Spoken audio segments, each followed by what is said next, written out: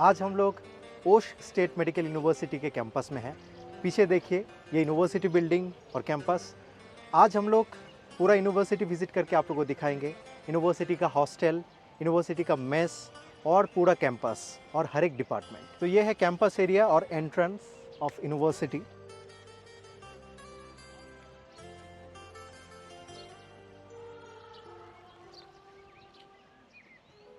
पीछे देखिए बहुत सारे लोकल स्टूडेंट्स हैं यहाँ।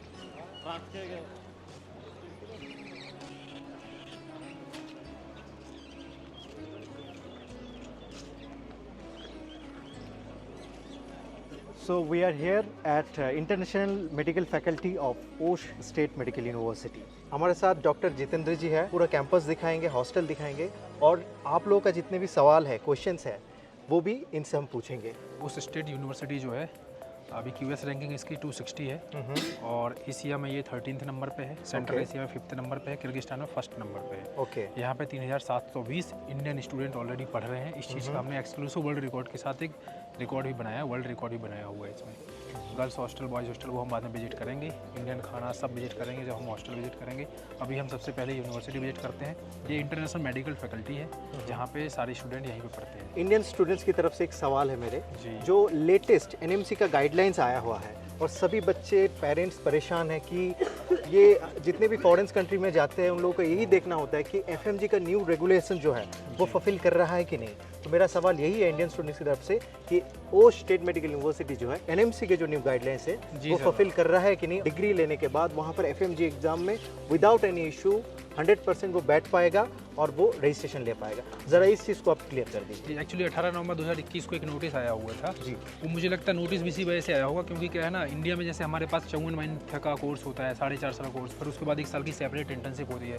तो 2021 से पहले जो हमारे बच्चे हैं उनको 5 साल में ही डिग्री मिलती थी। ओके। लेकिन अभी क्या है, NMC का जो नोटिस आया 2021 में, उसके बाद हमने प्लस 1 ईयर का अकॉर्डिंग टू NMC 1 ईयर का उसमें इंटर्नशिप भी ऐड किया। तो 5 साल का कोर्स है प्लस 1 साल की सेपरेट इंटर्नशिप। सेपरेट इंटर्नशिप है, ठीक है। और इसके बाद जो है एक उनको स्टेट सर्टिफिकेट मिलेगा।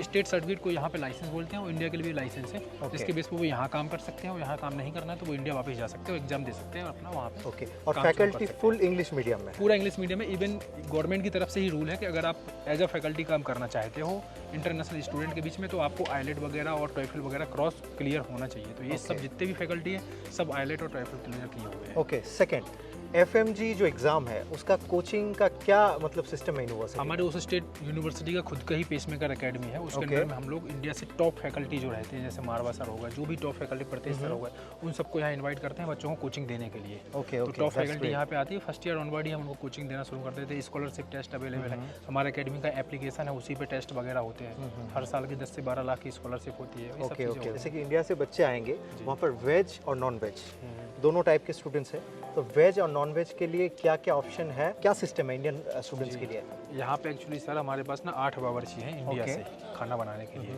सेपरेट हॉस्टल हैं गर्ल्स और बॉयज़ के, उनका खाना अलग बनाने वाले हैं। बॉयज़ हॉस्टल का खाना अलग बनाने वाले हैं। वेज तो रोज़ ही बनता है कि नॉन वेज 1 हफ्ते में 3 दिन बनता है।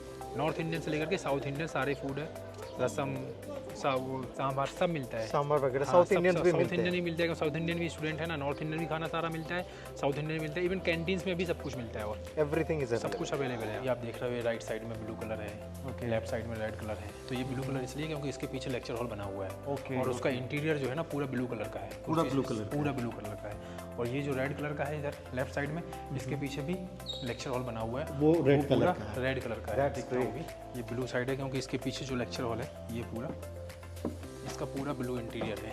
ओके। ये एक लेक्चर हॉल में 150 से 200 बच्चे रहते हैं और काफ़ी बड़ा स्पेस है। और प्रैक्टिकल क्लास की बात करें तो उसमें 13 से लेकर के 15 बच्चे होते हैं। 13 से 15 बच्चे मतलब ग्रुप वाइज होता है? ग्रुप वाइज, हाँ। ये सारे लेक्चर जितने भी लेक्चर हॉल हैं सब में LED स्क्रीन लगा हुआ है। ये वाला इसका पूरा इंटीरियर जो है वो पूरा रेड कलर का इंटीरियर है इसका। हाँ, ये पूरा LED इसमें लगा हुआ है। मतलब स्पेस जो है वो सेम है? हाँ, बराबर है, बराबर साइज है दोनों ही।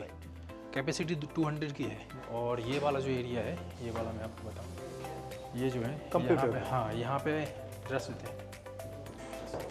यहाँ पे जो है ना हर एक स्टूडेंट को ID पासवर्ड मिलता है। ओके।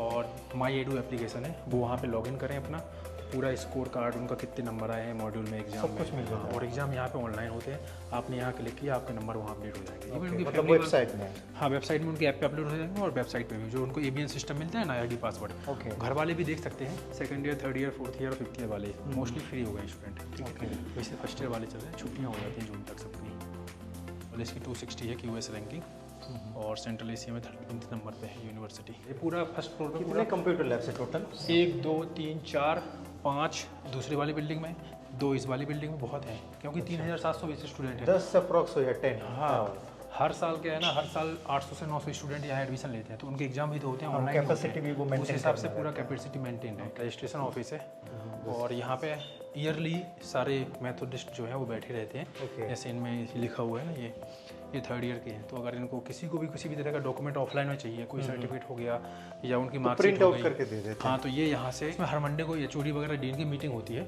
इसके बाद इसका एक और भी यूज है कि जैसे जो बच्चे यहाँ से ऑलरेडी पास आउट होकर के गए हैं, क्योंकि हर साल ही 700-800 बच्चे MC एग्जाम निकालते हैं उस स्टेट यूनिवर्सिटी के, ठीक है। तो जो बच्चे यहाँ से पास आउट होकर गए हैं, अगर वहाँ कुछ चेंजेस उनको दिख रहे हैं और यहाँ हम कुछ चेंजेस कर सकते हैं पढ़ाई को लेकर के इंडिया के अकॉर्डिंग, तो वो सब चीज़ें हम यहाँ पे जूम मीटिंग करते हैं उनके साथ और फिर अपडेट करते हैं चीज़ें। ये वाला जो बिल्डिंग है इसको हम डेमिनेस बोलते हैं, डिजिटल मेडिकल एजुकेशन सिस्टम। इसमें जो है ना सिमुलेशन, एक्चुअली क्या है ना, वो स्टेट यूनिवर्सिटी में 3 स्टेप होते हैं पढ़ाई के। पहला होता है थ्योरेटिकल, दूसरा होता है सिमुलेशन सेंटर, और तीसरा होता है क्लिनिकल प्रैक्टिस, ठीक है। तो जो जूनियर्स आते हैं फर्स्ट ईयर में और सेकेंड ईयर के फर्स्ट हाफ में, उनको पहले थ्योरेटिकल नॉलेज सारा दिया जाता है। उसके बाद फिर वो आते हैं सिमुलेशन सेंटर में। सिमुलेशन सेंटर का काम ये नहीं है कि उन पर क्या है, उनको ये सिखाना होता है क्या प्रोटोकॉल होते हैं। एक बॉडी को अप्रोच करना है आपको, तो डायरेक्ट बॉडी में क्या अप्रोच करना है, किस तरह से अप्रोच, क्या रूल्स रेगुलेशन, वो सब चीज़ें जो है ना सिमुलेशन सेंटर में दिखाई जाती हैं। और यहाँ पे एक वर्चुअल क्लिनिक भी है, जैसे हम वो VR पहनते हैं, तो उसके बाद एक OPD सामने खुल जाती है, उसमें क्या पेशेंट सामने से आता है, क्या चेकअप करना है, वो सब चीज़ें वही अपन को दिखाते हैं। वैसे तो अभी जनवरी 2025 की बात करूँ तो 437 स्टूडेंट का सिलेक्शन हुआ था, लेकिन यहाँ पे जो इतने टॉप 20-25 स्टूडेंट का उनका ही वो फोटो है।